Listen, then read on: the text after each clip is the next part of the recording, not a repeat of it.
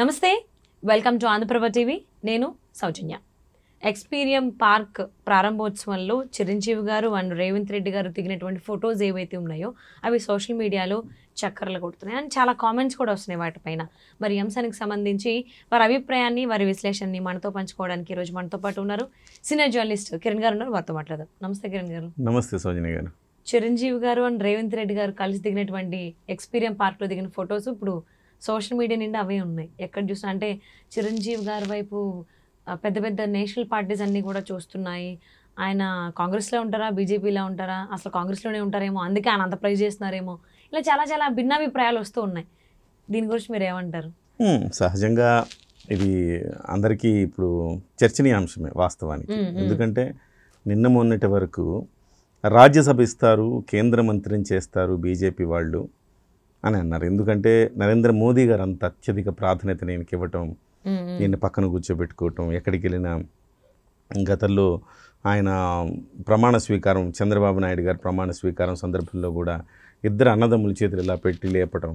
So Narendra Modi గారు ఇద్దరిని ఆ రకంగా అత్యంత అమితంగా ప్రేమిస్తున్నట్టుగా ఆయన కనపడడంతో సో ఖచ్చితంగా చిరంజీవి గారిని వీళ్ళు అక్కుని చేర్చుకుంటారేమో అని. అయితే అదే సమయంలో రాజ్యసభ ఖాళీ అయింది కాబట్టి ఆ రాజ్యసభ స్థానాన్ని ఆయనకి ఇచ్చి కేంద్ర మంత్రిని చెయ్యాలి అని బీజేపీ తలపోస్తుంది. అది వాస్తవం. ఢిల్లీలో ఒక చర్చ ఉంది. అది చిరంజీవి గారికి చెప్పారు, చిరంజీవి గారు దానికి అంత సుముఖంగా లేరు అనేది కూడా వార్త వస్తుంది. అయితే ఒకవైపు మరి అట్టంటే అప్పుడు బీజేపీ తనను ఓన్ చేసుకోవడానికి ట్రై చేస్తూ ఉంది కదా. ఆ క్రమం నుంచి ఈరోజు కాంగ్రెస్ పార్టీలో ఇవాళ రేవంత్ రెడ్డికి సినిమా ఇండస్ట్రీకి మధ్య ఎలాంటి సంబంధాలు ఉన్నాయి, ఏ రకమైన పరిణామాలు జరిగినాయి మనందరికీ తెలుసు. అలాంటి తరుణంలో చిరంజీవి గారికి రేవంత్ రెడ్డి గారు ఇచ్చిన ప్రయారిటీ, ఆయన చూపిన ప్రేమ, అభిమానం, గౌరవం ఇవన్నీ చూసిన తర్వాత ఇది కూడా మళ్ళీ మీరు అన్నట్టుగా కాంగ్రెస్ పార్టీ, చిరంజీవి గారు కాంగ్రెస్ పార్టీ వారు అంటే చిరంజీవి గారు ఏం చెప్పట్లే ఇక్కడ. కాంగ్రెస్ పార్టీ వాళ్ళు సోషల్ మీడియాలో ఏం చేస్తున్నారంటే రేవంత్ రెడ్డి గారిని, చిరంజీవి గారిని పక్కపక్కన పెట్టి ఎలివేషన్స్ ఇస్తున్నారు. ఈయన స్వయం కృషితో ఎదిగిన వ్యక్తి, ఈయన స్వయం కృషితో ఎదిగిన వ్యక్తి అంటూ చిరంజీవి గారిని రేవంత్ రెడ్డి గారిని పోలుస్తూ చూపిస్తూ, చూసారా మా నాయకుడు ఎంత ప్రయారిటీ ఇచ్చారో, చిరంజీవి గారు ఇప్పటికీ మావాడే, కాంగ్రెస్ పార్టీ ప్రాథమిక సభ్యత్వం ఇంకా ఆయన వదులుకోలేదు, ఇప్పటికీ మావాడే, కాబట్టి చిరంజీవి గారు ఎప్పటికీ మావాడే అని కాంగ్రెస్ వాళ్ళు, లేదు మావాడని బీజేపీ వాళ్ళు అంటున్నారు. ఇంతకీ అసలు విషయం మర్చిపోయారు. మరి పవన్ కళ్యాణ్ ఎవరు వాళ్ళు? ఆయన స్వయాన ఆయన తమ్ముడు. 21 సీట్లు సాధించిన తర్వాత తీసుకెళ్లి పాదాల వద్ద ఆ గెలుపుని ఆయన పాదాల వద్ద పెట్టి నమస్కరించిన వ్యక్తి పవన్ కళ్యాణ్ గారు. వీలైతే ఆయన్ని ముఖ్యమంత్రి చెయ్యాలి, మా అన్నయ్యని ముఖ్యమంత్రిగా చూడాలని తలచిన వ్యక్తి పవన్ కళ్యాణ్ గారు. జనసేన పార్టీ అన్నయ్యకు జరిగిన అవమానానికి ప్రతిగా జనసేన పార్టీ పెట్టిన వ్యక్తి పవన్ కళ్యాణ్ గారు. జనసేన పార్టీకి ఆశీస్సులు నిండుగా మెండుగా చిరంజీవి గారు ఇస్తున్నారు. చిరంజీవి గారి ఫ్యామిలీ అంతా మమేకమైంది కదా జనసేన పార్టీ మొన్న ఎన్నికల్లో. చిరంజీవి గారు తప్ప, చిరంజీవి గారు నా తమ్ముడు విజయం సాధించాలని కాంక్షిస్తున్నాను, నా తమ్ముడు పార్టీ విజయం సాధించాలని చెప్పాడు కదా ఒక అన్నగా. సో అటువంటిప్పుడు జనసేన వాళ్ళు మా వాళ్ళు, చిరంజీవి గారు మా వాళ్ళే అని అనుకోవటంలో అందరికంటే హక్కు వాళ్ళకే ఉంది ఎక్కువ. సో ప్రతి పార్టీ, రాజకీయ పార్టీ కూడా మావాడంటే మావాడనే అంటారు చిరంజీవి గారిని. ఇంతకీ ఆయన ఎవరు వారు? ఆయన అందరి వాడు అనుకున్నా. ఆయన అందరి వాడు. సినిమా కూడా వచ్చింది కదా. ఆయన అందరి వాడుగా ఉండటంలో ఒక ఆనందాన్ని ఆయన ఆస్వాదిస్తాడు. ఇందులో నేను ఫలానా పార్టీకి సంబంధించిన వాడైతే ఇంకొక పార్టీ వాడు బురద జల్లుతాడు. చిరంజీవి గారి మీద వ్యక్తిగతమైన ద్వేషం, కోపం ఏముండదు. ఆ పార్టీకి వెళ్ళాడు కదా, ఆ పార్టీ మీద కోపంతో ఆయన మీద బురద జల్లుతాడు. పొరపాటున ఈయన ఈ పార్టీలో ఏదైనా 4 మంచి మాటలు చెప్తే ఆ పార్టీ వాడు బురద జల్లుతాడు. ఈ గోలంతా నాకెందుకురా బాబు, నేనేమో ఇలాగా మాటలు అనిపించుకునే రకం కాదు, నేను అందరివాడిగా ఉండాలనుకుంటున్నాననే రాజకీయాల్లోంచి ఆయన విరమించారు. అలాంటప్పుడు ఇవాళ చిరంజీవి గారు అందరివాడిగా ఉండటానికి ఇష్టపడతారు తప్ప కొందరివాడిగా ఉండటానికి ఆయన ఇష్టపడరు.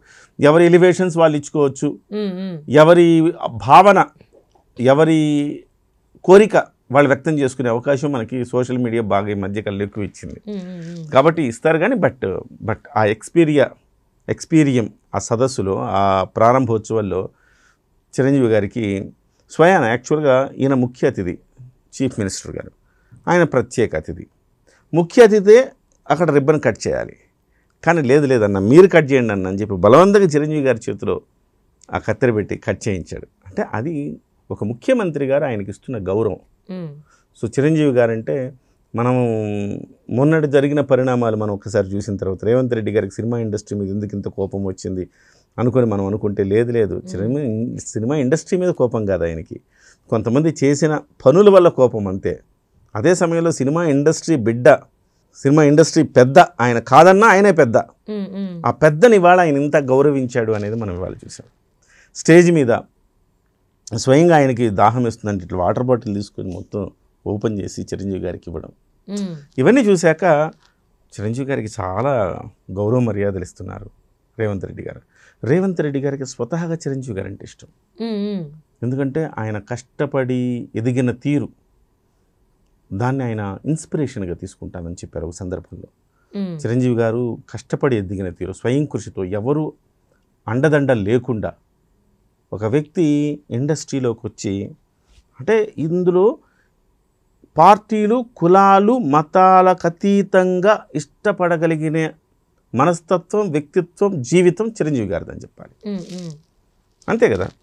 ఏ కులమోడైనా, ఏ హీరో ఫ్యాన్ అయినా, ఇంకా చెప్పాలంటే ఏ హీరో ఫ్యాన్ అయినా చిరంజీవి గారి జర్నీని ఇష్టపడకుండా ఉంటాడా? అసలు చిరంజీవి గారి జర్నీ ఎట్లా సాగింది?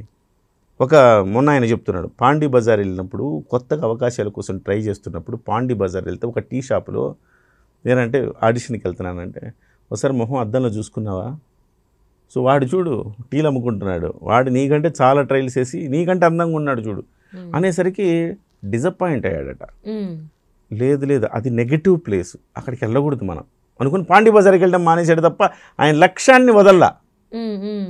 మళ్ళీ డిస్టర్బ్ చేసేదాన్ని చాలా మంది లక్ష్యాన్ని వదిలేస్తుంటారు, డిసప్పాయింట్ అయిపోతారు. అవునా అన్న, నిజమేనేమో, నేను పనికిరానేమో, నిజమే కదా, వాడు అందంగా ఉన్నాడు, వాడికే రాలేదు, మనకేంటి అట్లా అనుకుంటే అరవింద్ స్వామి మెగాస్టార్ టాప్ స్టార్ అవ్వాలి, కానీ రజనీకాంత్ అవ్వకూడదు కదా. సో ఈ అంశాలని, ఈ పాజిటివ్ అంశాలని పరిగణలోకి తీసుకొని చిరంజీవి గారు మళ్ళీ ఆ ఏరియాకి మనం వెళ్ళకూడదు అనుకొని ఒక్కడిగా మొదలై ఒక వ్యవస్థగా మారి ఆయన ఇంట్లో నుంచి ఇవాళ 8 మంది, ఆయనతో పాటు 9 మంది హీరోలు ఉన్నారంటే ఆయన ఇంట్లో, మనం అర్థం చేసుకోవచ్చు ఆయన వేసిన బాట ఎలాంటిదో.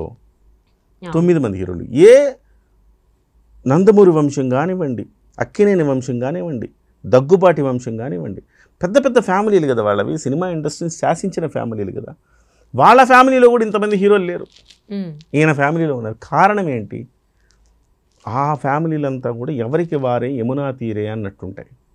చిరంజీవి గారు ఒక ఇరుసుల ఫ్యామిలీని మొత్తాన్ని ఇలా ఒక ఇరుసుల బంధించి అందరివాడై ఒక్కొక్కళ్ళని ప్రోత్సహిస్తూ, మేనలుడు, తమ్ముడు కొడుకు, లేకపోతే ఇటువైపు బామ్మర్ది కొడుకు, సో ఎవరికి కావాల్సిన ప్రోత్సాహం వాళ్ళకి ఇస్తూ ఇవాళ ఆ సినిమా ఇండస్ట్రీలో వాళ్ళు 8-9 మంది హీరోలు ఉన్నారంటే మనం అర్థం చేసుకోవచ్చు ఆయన యొక్క క్రమశిక్షణ, ఆయన యొక్క ఎదిగిన తీరు, ఆయన మనస్తత్వం, ఆయన వ్యక్తిత్వం. సో ఇలాంటి వ్యక్తిని ఎవరు కాదనుకుంటారు. ఇవాళ ఈయన కూడా రేవంత్ రెడ్డి గారు కూడా ఆ రకంగా ఆయనకి ఇన్స్పైర్ అయిన వ్యక్తే. కాబట్టి ఇది ఇక్కడ వరకే, సంక్రాంతి సంబరాలు అక్కడ వరకే, ఏం చేసినా అక్కడ వరకే చూడాలి. సో దీన్ని మిక్స్ చేసి ఈయన కాంగ్రెస్లోకి వెళ్తున్నాడనో లేకపోతే ఇటువైపు వెళ్తున్నాడో అనుకోవద్దు. కానీ ఆయన మెంబర్షిప్ ఎక్కడుంది అని చూస్తే కాంగ్రెస్ ప్రాథమిక సభ్యత్వం కాంగ్రెస్ పార్టీలో ఉంది, మీరు అన్నది వాస్తవం. కానీ ఆయన యాక్టివ్గా లేడుగా పాలిటిక్స్లో. లేదు నేను కాంగ్రెస్ వాడిని కాదని చెప్పుకోవడానికి ఆయన పొరపాటున కాంగ్రెస్ పార్టీ ప్రాథమిక సభ్యత్వానికి రాజీనామా చేశాడు అనుకోండి, ఇంకా అక్కడి నుంచి నెల రోజుల పాటు బీభత్సంగా వార్తలు వస్తాయి. కాంగ్రెస్ పార్టీ ప్రాథమిక సభ్యత్వానికి రాజీనామా చేసిన చిరంజీవి బీజేపీలోకి వెళుతున్నారా, లేదా జనసేన పార్టీలో క్రియాశీలకంగా మారతారా? ఇలాంటి వార్తలు వండి వార్చి మనమే చర్చించుకొని రచ్చ రంబోలా చేస్తాం.